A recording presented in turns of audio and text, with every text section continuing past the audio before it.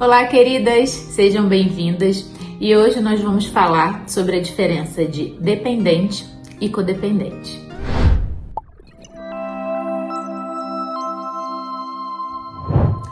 Dependente é um pouco mais fácil da gente entender porque o próprio nome já diz, né? É uma pessoa que depende emocionalmente do outro. É uma pessoa que não tem força suficiente, ela não desenvolveu ao longo da vida dela, e daí por vários motivos, mas tem tudo a ver com tudo que essa pessoa passou. Ela não se autoriza a ter essa força de vida, a entender que sim, coisas difíceis vão acontecer e que a gente vai passar por dificuldades, mas conseguir, ressignificar e seguir em frente, né? São pessoas que precisam muito de uma outra pessoa para nutrir ela, para dar força para ela, né? Porque muito provavelmente faltou nutrição lá atrás, faltou força lá atrás. Então ela precisa muito de um salvador, de uma pessoa que seja maior que ela emocionalmente, né? Não maior no sentido de ser melhor, mas maior no sentido de ser emocionalmente, mais estruturado. E aí ela precisa, tudo que ela faz, ela precisa dessa outra pessoa para dizer se tá certo, se tá errado, qual lugar que vai, qual lugar que não vai.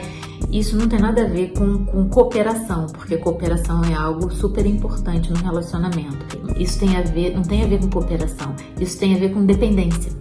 Sem o outro, a pessoa não consegue dar um passo. Isso é difícil, de reparar que a gente faz essa dinâmica, porque a gente faz isso de uma forma muito inconsciente. E o que é o codependente?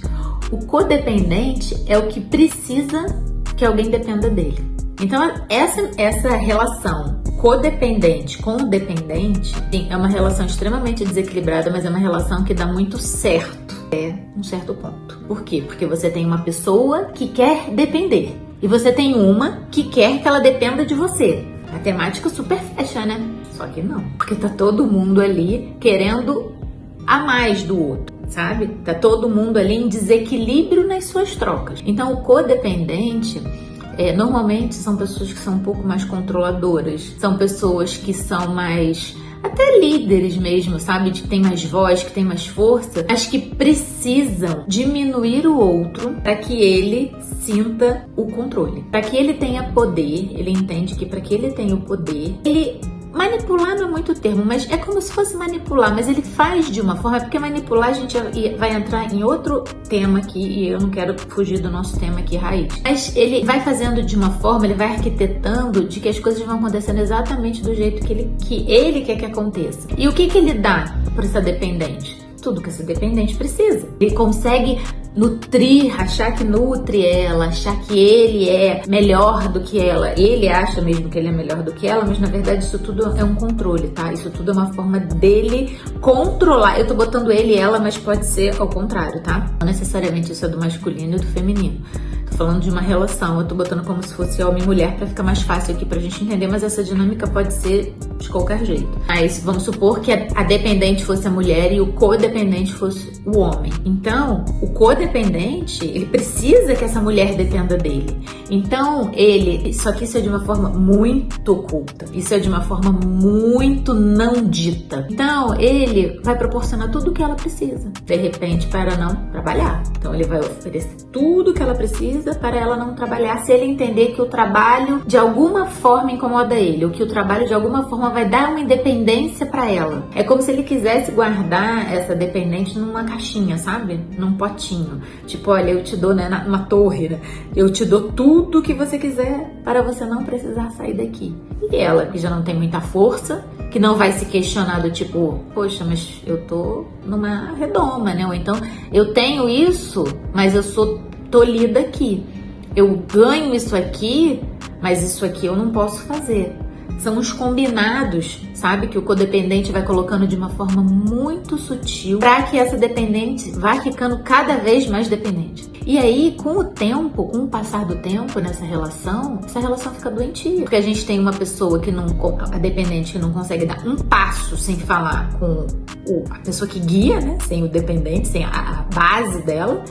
E o codependente começa a achar que ele pode definir tudo para ela. Afinal de contas, ele é quem proporciona para ela não só questões emocionais, às vezes financeiras, às vezes logística. Então, os codependentes, eles são bem arquitetados, sabe? Eles são bem bons de logística, de estratégia. E aí, assim, aqui não é um julgamento de dizer, então você tá falando que o codependente é ruim e o dependente é bom. Não. Gente, olha só, ninguém é vítima de ninguém. São dois adultos, eu falo aqui para adultas, são dois adultos que se escolheram se relacionar e continuam se escolhendo relacionar. Então, de alguma forma, mesmo que disfuncional, essa relação faz sentido, tanto para um quanto para outro. Dentro ali das suas faltas, dentro dos seus traumas infantis, aquilo ali está sendo atendido. Só que isso tem tudo para desdobrar para um relacionamento abusivo, por exemplo. Isso tem tudo para desdobrar para uma depressão desse dependente. Isso tem tudo para desdobrar para um abafamento, sabe, de relação, né? Um lugar onde ficam os dois, uma relação simbiótica, sabe? Isso tudo por quê? Porque faltou na história deles o que eles estão buscando no outro. Então os dois fazem isso para se proteger e para tentar se salvar. Eles estão achando que eles estão se salvando, que eles estão se nutrindo, mas na verdade essa relação está super desequilibrada. É uma relação onde precisa sim ser olhada, porque é difícil a dependente perceber essa dinâmica, porque como eu falei, o codependente ele geralmente é bastante inteligente e estruturado, estratégico, então é difícil dela perceber, né? Até como muitos relacionamentos abusivos, agora já falando de um outro tema, que só um parêntese, é difícil muitas vezes a pessoa perceber e entender que ela tá passando por aquilo. É muito difícil, porque a gente entende como abusivo, né? Abuso físico, e não é. Abuso tem várias formas, né? A gente tem o abuso emocional, a gente tem o abuso verbal, a gente tem o abuso financeiro, a gente tem muitos tipos de abuso, né? E a mulher não consegue entender isso como um abuso, mas isso é algo muito sério, que precisa ser olhado, porque a mulher sofre muito, né? Ela vai se mutilando, ela vai se machucando. Então, assim, isso é um alerta, viu? Porque é bem sutil, é difícil muitas vezes de saber esse lugar. Mas voltando para o dependente, codependente, essa é a dinâmica que acontece entre eles. E o que a gente precisa olhar, se você se identificou, né, dos casos? Você precisa muito olhar para como isso começou. Você precisa olhar para como essa relação se desdobrou. Você precisa olhar para o que você procurou nessa relação quando você começou. Você precisa entender o que você esperou dessa pessoa quando vocês começaram a se desenvolver juntos, né? Porque como começou e aonde está, aonde você quer chegar com isso tudo, né? Então, de novo, é um lugar de observação, é um lugar de recolhimento, é um lugar onde a gente precisa ficar muito atento, porque passa despercebido. A gente sabe, isso aí foi besteira, ele só fez isso, você não vai fazer mais. É assim que começa. Então a gente precisa muito olhar para isso, com muito respeito para essa história toda, mas com muita atenção. Isso precisa ser muito bem olhado. E de novo, né, gente? A gente só consegue chegar nesse lugar se conhecendo. A gente só consegue chegar nesse lugar olhando para nossa história, né? O que a gente viu, como que a gente viu nossos pais se relacionarem, né? Qual é o padrão familiar de relacionamento da minha família, né?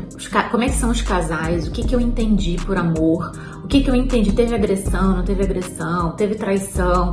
Isso tudo constitui a gente, constitui as nossas memórias, constitui às vezes o nosso padrão de repetição. Então são dinâmicas ocultas muito fortes dentro da gente e que não são óbvias. Então a gente precisa, é nossa responsabilidade, olhar para isso tudo, se recolher, olhar para nossa história, pensar sobre isso, né? Se precisar, escreve. Olha para isso com muita profundidade, porque é ali que vai descobrir muita coisa sobre a sua vida adulta, tá bom? Gente, mandem suas perguntas, mandem sugestões de temas, né? Tá sendo bem bacana a troca aqui com vocês. Muito obrigada por isso e a gente se vê no próximo vídeo. Beijo e até a próxima. Tchau!